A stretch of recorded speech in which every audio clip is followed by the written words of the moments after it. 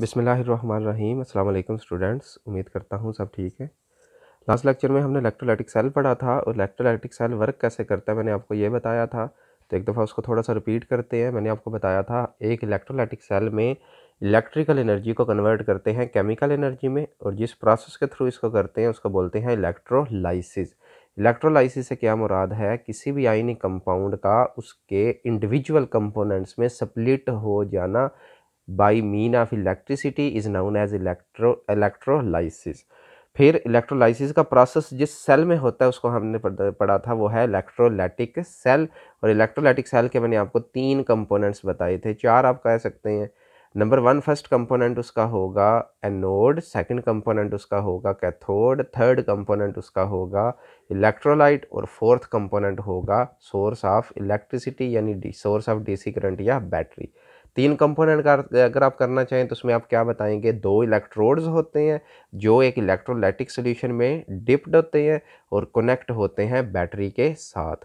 तो आज हम करेंगे वो इंडस्ट्रियल एप्लीकेशंस जिसमें इलेक्ट्रोलाइटिक प्रोसेसेस इस्तेमाल होते हैं। तो टॉपिक देखें हमारा electrolytic processes of industrial importance.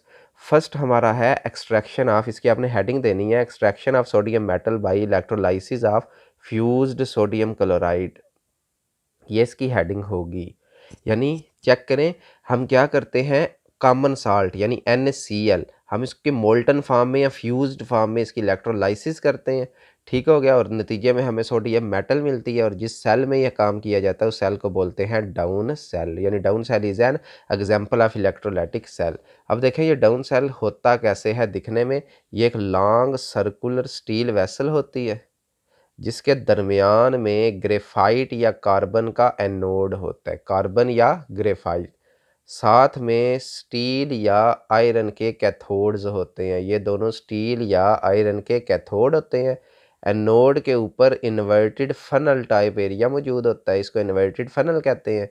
ये सारा सेट बंद होता है, ठीक हो गया। ये जो इन्वर्टेड फनल है ये क्लोरीन के निकलने का रास्ता होता है। इसी तरीके से यहाँ एक इनलेट होता है जहाँ से हम मोल्टन NaCl इसमें ऐड करते हैं। रिएक्शन कैसे होता है, जैसे ही फ्यूज्ड NaCl स्प्लिट होता है, यानी इसमें से जब आयोनाइज जब ये होता है तो ये 2 तरह के आयन्स बनाता है, पॉजिटिव और नेगेटिव। मैंने आपको बताया था हम पॉजिटिव को बोलते हैं केटाइंस और नेगेटिव को बोलते हैं एनाइंस। इसी तरीके से एनाइन मूव करते हैं एनोड पे और उनकी होती है ऑक्सीडेशन, केटाइन मूव करते हैं कैथोड पे, उनकी होती है रिडक्शन।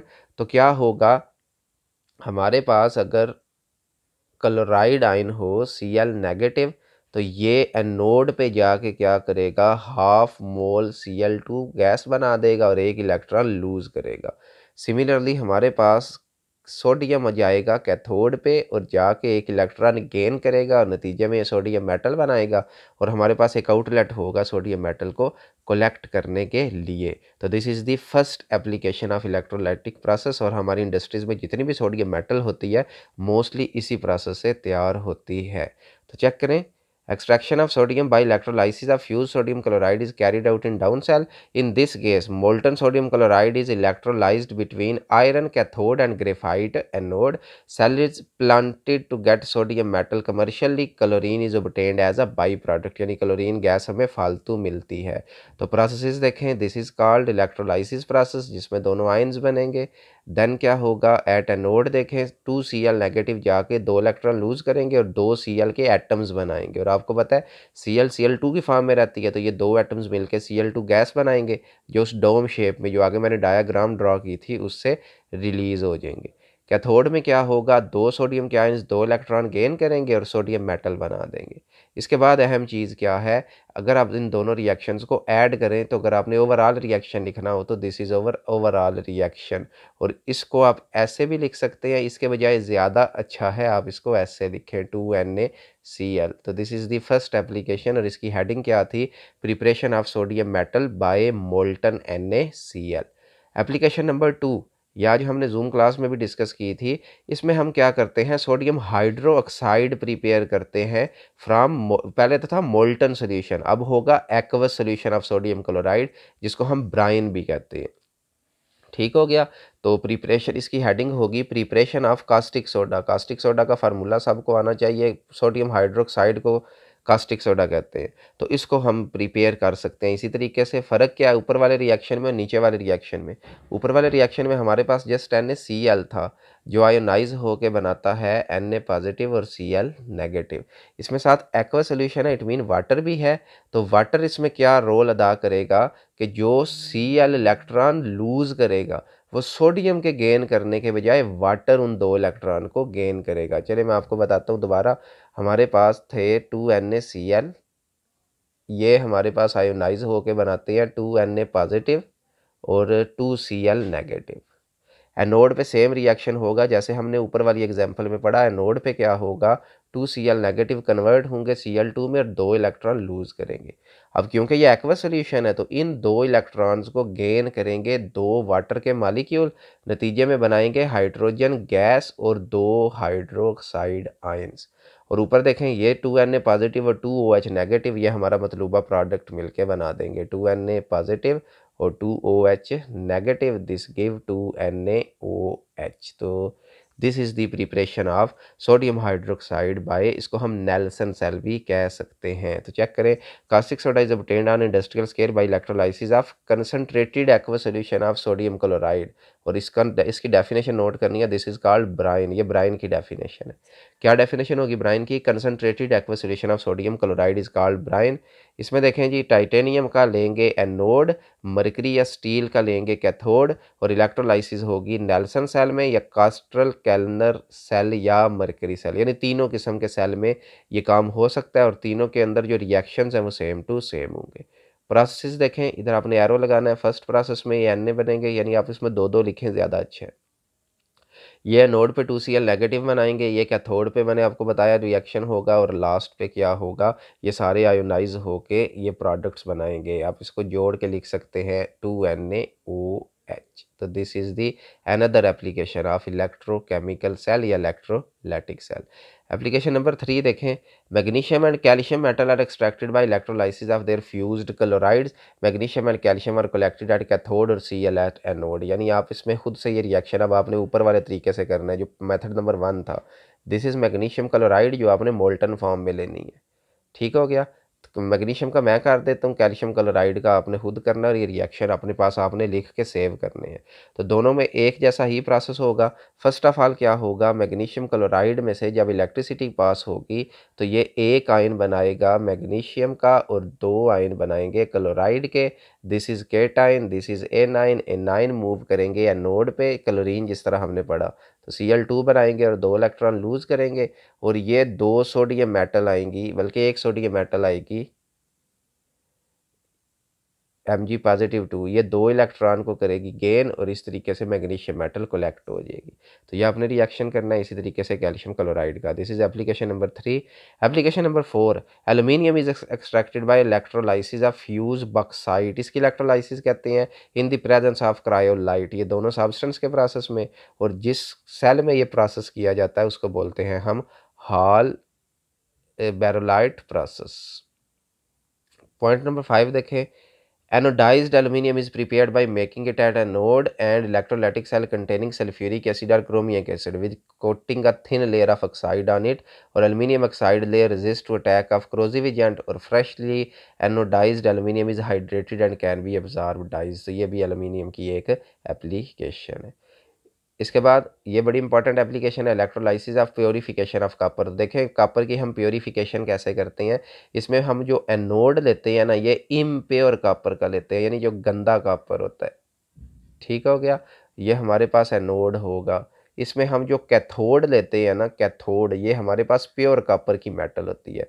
और ये जो ब्लू में आपको इलेक्ट्रोलाइट नज़र आ रहा है ना, ये कॉपर सल्फेट का होता है। ये आप लोगों ने याद रखना है, इसको कनेक्ट किया जाता है बैटरी से। रिएक्शन कैसे होगा, जैसे ही इसमें से करंट पास होगा तो जो एनोड पे कॉपर होगा इम्प्योर, ये इलेक्ट्रॉन लूज करेगा और Cu पॉजिटिव 2 आयन बनाएगा और इलेक्ट्रॉन लूज करेगा किधर, एनोड पे। कैथोड पे ये जाके, यानी एनोड पे ये पिघलेगा कॉपर और यहाँ से मूव करते हुए कॉपर आयन कैथोड पे पहुंचेंगे।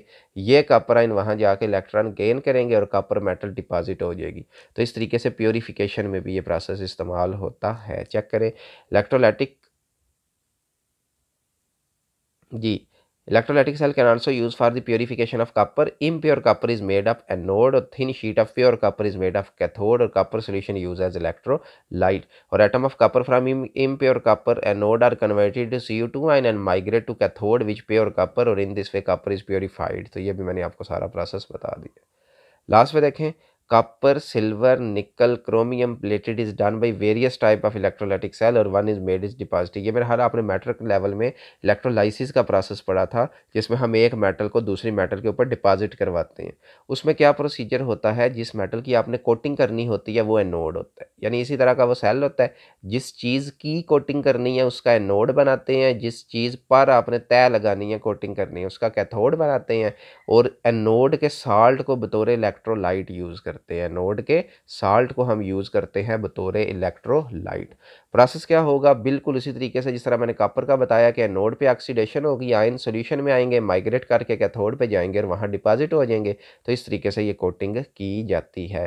तो this is the application of electrolytic cell. Next हमारा टॉपिक है गैल्वानिक सेल।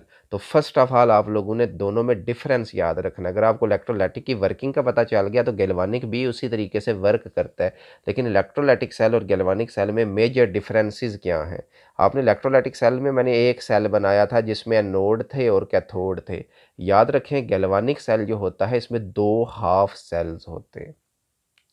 एक हाफ सेल में होता है एनोड, ए लिख रहा हूँ जस्ट, एक हाफ सेल में होता है कैथोड। जो एनोड होता है वो अपने 1 मोलर सोल्यूशन में डिप होता है, यानी उसका अपना जो साल्ट होता है, लाइक अगर फॉर एग्जांपल मेरे पास एनोड जिंक का है तो ये 1 मोलर जिंक सल्फेट में डिप होगा, यानी अपने इलेक्ट्रोलाइट में।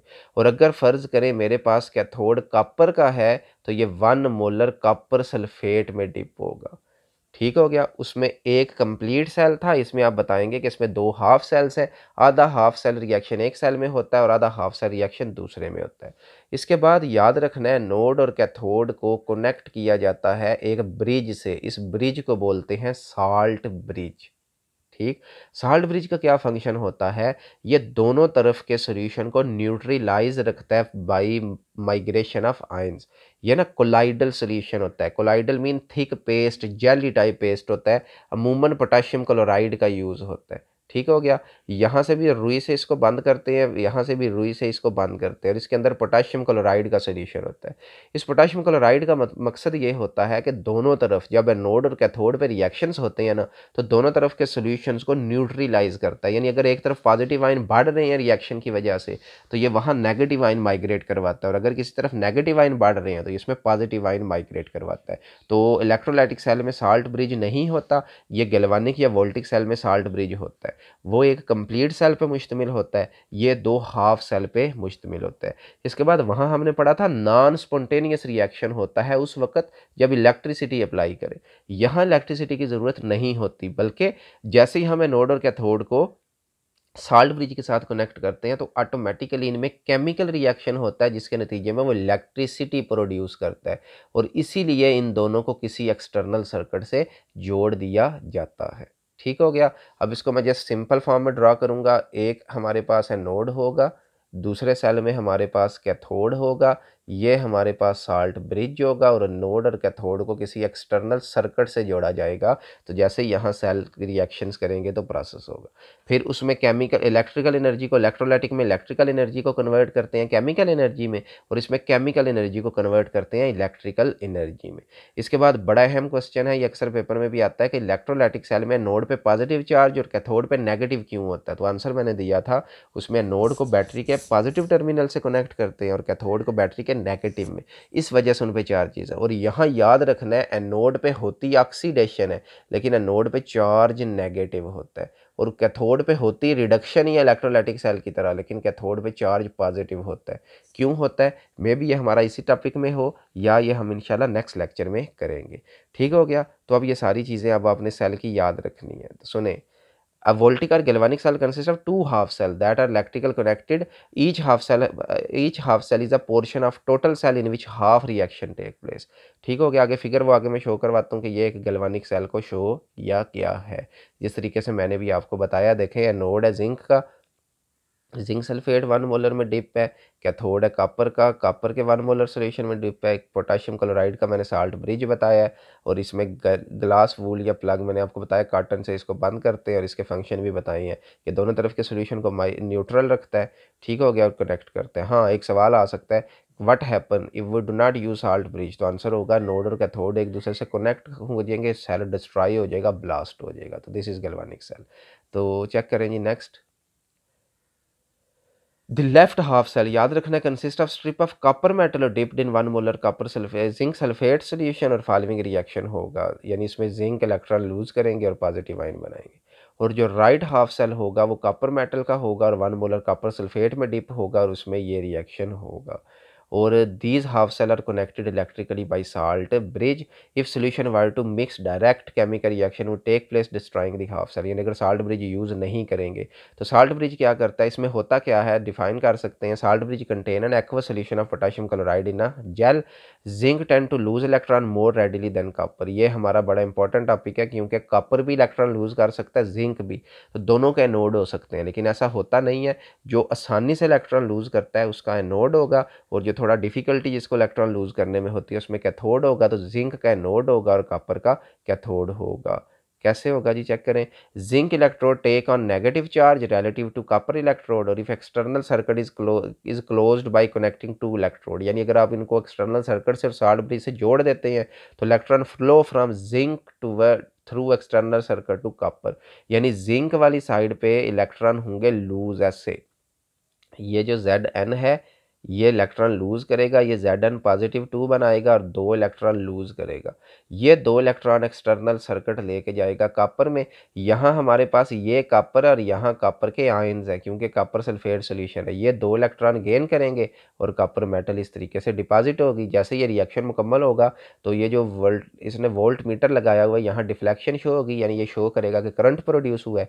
उस करंट को यूज़ किया जाता है, यानी बैटरी जो यूपीएस की है वो भी इसी तरीके से वर्क करती है। टॉयज़ वगैरह, एक सेल वगैरह खिलौनों में जो होते हैं वो भी बिल्कुल इसी तरीके से वर्क करते हैं। तो चेक करें जी, ये 2 रिएक्शंस है, ऑक्सीडेशन और रिडक्शन। चेक करें जी, if external circuit is closed by connecting 2 electrodes, electron flow from zinc through external circuit to copper, और the following half reaction take place, और इतने वोल्टेज ये करंट प्रोड्यूस करेंगे। तो ये जिंक का एनोड और ये कॉपर का कैथोड। एनोड पे देखें अभी भी ऑक्सीडेशन होगी, कैथोड पे रिडक्शन, तो ये सेम है, लेकिन एनोड पे चार्ज नेगेटिव और कैथोड पे पॉजिटिव। ओवरऑल रिएक्शन कैसे लिखते होते हैं, ये भी बड़ी अहम चीज़ है। ये देखें, ये 2 रिएक्शन लिखे हुए हैं, जो चीज़ें दोनों तरफ हों वो कैंसिल हो जाते हैं, बाकी जो रह जाता है वो ओवरऑल रिएक्शन। अब लेफ्ट साइड पे देखें ये रह जाता है, और राइट साइड पे ये वाला रह जाता है, तो दिस इज ओवरऑल रिएक्शन। तो ये ओवरऑल रिएक्शन है, और ई नॉट का मतलब है इतना करंट प्रोड्यूस होगा। इसको लिखने का एक तरीका और भी है, पहले हमें नोड किस में चेंज हुआ है वो लिखते हैं, यानी Zn चेंज हुआ है Zn पॉजिटिव 2 में, एक स्लैश लगा के। फिर हम इलेक्ट्रोलाइट लिखते हैं कि इसमें 1 मोलर सोल्यूशन है और कॉपर कन्वर्ट हुआ है 1 मोलर कॉपर में, तो इतना करंट प्रोड्यूस हुआ है। तो इस तरीके से भी इसको लिखा जा सकता है। ये एक और सेल देखें, ये भी गैल्वेनिक सेल है, इसमें नोड होगा आयरन का, कैथोड होगा कॉपर का, पोटाशियम नाइट्रेट का साल्ट ब्रिज होगा, और ये एक्सटर्नल सर्किट होगा। तो ये भी इस तरीके से वर्क कर सकते हैं। इसके बाद आज का हमारा लास्ट टॉपिक, बल्कि एक और टॉपिक भी है कि इसको रिवर्स भी किया जा सकता है। तो फिलहाल फंक्शन ऑफ साल्ट ब्रिज मैंने आपको बताया था, ये दोनों सॉल्यूशन को न्यूट्रल रखते हैं, जो है इसमें प्रोवाइड करते हैं आयंस के लिए पाथवे, तो ये सारा इसका फंक्शन है। कहता है let us examine the purpose of salt bridge. Zinc ion are produced as electron leave the anode, we have a process which tend to produce net positive charge on the left beaker. यानी गौर करें ज़रा, हमारे पास left beaker में था zinc Zn, ठीक। जब ये इलेक्ट्रॉन लूज करेगा तो ये कन्वर्ट होगा Zn पॉजिटिव 2 में, और कितने इलेक्ट्रॉन लूज करेगा, 2। ये जो 2 इलेक्ट्रॉन है ये तो बैटरी लेके चली जाएगी, इसका मतलब है नेगेटिव चार्ज यहाँ से चला जाएगा। तो अब सॉल्यूशन में नेट कौन सा चार्ज होगा, पॉजिटिव। तो ये पहली बात लिखी हुई है, इसको दोबारा समझें जी। Zinc ions are produce as electron leave the anode, यानी जैसे इलेक्ट्रॉन एनोड से निकलते हैं तो जिंक आयन प्रोड्यूस होते हैं, और we have a process which tend to produce net positive charge in the left beaker. तो इस तरीके से जो लेफ्ट साइड वाला बीकर है यानी एनोड वाला, उसमें पॉजिटिव चार्ज आएगा, और actually concentration of Zn positive to increase in left compartment. क्यों?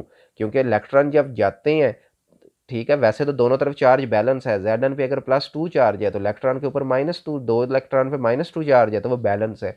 लेकिन जैसे ही सर्किट से इस साइड से इलेक्ट्रॉन निकल जाते हैं तो पीछे कहता है पॉजिटिव चार्ज आ जाता है। सिमिलरली कहता है arrival of the electron at copper electrode the reaction of copper ion tend to produce net negative. अब वो कैसे होता है वो देखें। ये हमारे पास राइट साइड थी, इस राइट साइड में कॉपर था और यहाँ हमारे पास कॉपर सल्फेट इलेक्ट्रोलाइट के तौर पे था। तो जैसे ही यहाँ 2 इलेक्ट्रॉन आ जाते हैं तो कॉपर क्या करता है, उन 2 इलेक्ट्रॉन को गेन कर देता है और कॉपर में चेंज हो जाता है, यानी चार्ज खत्म। अब इस सर्किट में कहता है नेगेटिव चार्ज आ जाता है। अब पर्पस सुने साल्ट ब्रिज का। The purpose of salt bridge to prevent any net charge accumulation in either beaker, यानी इसका फंक्शन मैंने आपको बताया था कि इसका काम होता है दोनों तरफ सोल्यूशन को न्यूट्रल रखना, लीव द राइट बीकर। तो diffuse the bridge and enter the left beaker. तो इस तरीके से क्या करेगा, ये रास्ता दे देगा। लेफ्ट साइड पे हमारे पास नेट पॉजिटिव चार्ज है, पॉजिटिव चार्ज किस शक्ल में है, Zn +2 की फॉर्म में, और राइट साइड पे हमारे पास सल्फेट आयन है, उस चार्ज किस शक्ल में है, नेगेटिव। अब क्या होगा, कुछ सल्फेट आयन साल्ट ब्रिज के थ्रू चलते हुए इस तरफ आ जाएंगे, इस जिंक को न्यूट्रलाइज कर देंगे, कुछ जिंक उससे चलते हुए इस तरफ आ जाएंगे, उसको न्यूट्रलाइज कर देंगे। तो इस तरीके से ये दोनों के आयन्स को माइग्रेट करवाता है। तो ये इसमें लिखा हुआ है, diffuse through the bridge and enter the left beaker if diffusional exchange of ion does not occur net charge accumulating in beaker would immediately stop and flow of electron. कहता है अगर ऐसा नहीं होगा तो हमारा रिएक्शन उसी वक्त रुक जाएगा और प्रोसेस ही नहीं होगा, इसलिए साल्ट ब्रिज का होना बहुत ज़रूरी होता है। आज का हमारा लास्ट टॉपिक क्या है, वोल्टिक सेल इज़ रिवर्सिबल, यानी हमारे पास जो गैल्वानिक सेल होता है हम उसको अगर रिवर्स कर दें, यानी जिसका एनोड है उसको हम कैथोड बना दें, जिसका कैथोड है उसको एनोड बना दें, और एक्सटर्नल सर्किट के बजाय हम उसको बैटरी के साथ जोड़ दें। तो अब पहले इसमें अगर स्पॉन्टेनियस रिएक्शन होता है तो अब इसमें नॉन स्पॉन्टेनियस होगा। और बच्चों याद रखना है यही प्रोसेस होता है जो ये बैटरी चार्ज अपने अंदर स्टोर करती है। लाइक घरों में जो यूपीएससी की बैटरी हैं, जब लाइट नहीं होती तो फिर वो गैल्वानिक सेल बना होता है। गैल्वानिक सेल वो कैसे बना होता है कि एनोड और कैथोड पे ऑक्सीडेशन रिडक्शन होती है, करंट जनरेट होता है जो सर्किट्स को चलाता है, और जब बिजली आ जाती है तो यूपीएस का ये फंक्शन होता है कि अब उसको इलेक्ट्रिकल सर्किट से जोड़ देना। इस सूरत में क्या होता है, वही प्रोसेस अब रिवर्स हो जाता है, जो पहले एनोड था वो कैथोड बन जाता है और जो पहले कैथोड था वो अब एनोड बनता है और उसमें चार्ज स्टोर होता है। तो इस तरीके से वर्क करता है। तो चेक करें जी। On the other hand if external circuit is replace by source of electricity, यानी अब अगर वो लगा देते हैं voltaic cell, electrode reaction can be reverse, तो रिएक्शन उल्ट होंगे। नाउ एक्सटर्नल सर्किट क्या करेगा, push electron to opposite direction and supplies energy और work to the cell so that reverse non spontaneous reaction occur, तो सो ये reversible होता है। और अब देखें उसमें जिंक एनोड थी, कॉपर कैथोड था, तो अब जिंक कैथोड बन गई और कॉपर एनोड, और इस तरीके से इसमें चार्ज स्टोर हो जाता है। ऑक्सीडेशन कहता है कॉपर इलेक्ट्रोड पे होगी, रिडक्शन जिंक पे होगी, और इस तरीके से ये हमारे पास जमा हो जाता है। ठीक हो गया। तो नेक्स्ट हमारे पास टॉपिक होगा इलेक्ट्रोड पोटेंशियल। तो फिलहाल आज के लिए इतना ही। तो नेक्स्ट लेक्चर में इंशाल्लाह हम देखेंगे कि जो गैल्वानिक सेल होता है उसमें लेफ्ट साइड पे मैंने आपको बताया इलेक्ट्रोलाइटिक में एनोड पे पॉजिटिव इसलिए होता है कि वो बैटरी के पॉजिटिव टर्मिनल से कनेक्ट है, कैथोड पे नेगेटिव इसलिए होता है वो नेगेटिव से कनेक्ट है। तो कल मैं आपको बताऊंगा कि गैल्वानिक सेल में एनोड पे नेगेटिव क्यों चार्ज होता है और कैथोड पे पॉजिटिव क्यों चार्ज होता है। तो उसको पढ़ने के लिए हमारा टॉपिक होगा इलेक्ट्रोड पोटेंशियल। तो तब तक के लिए अल्लाह हाफिज़, थैंक यू वेरी मच।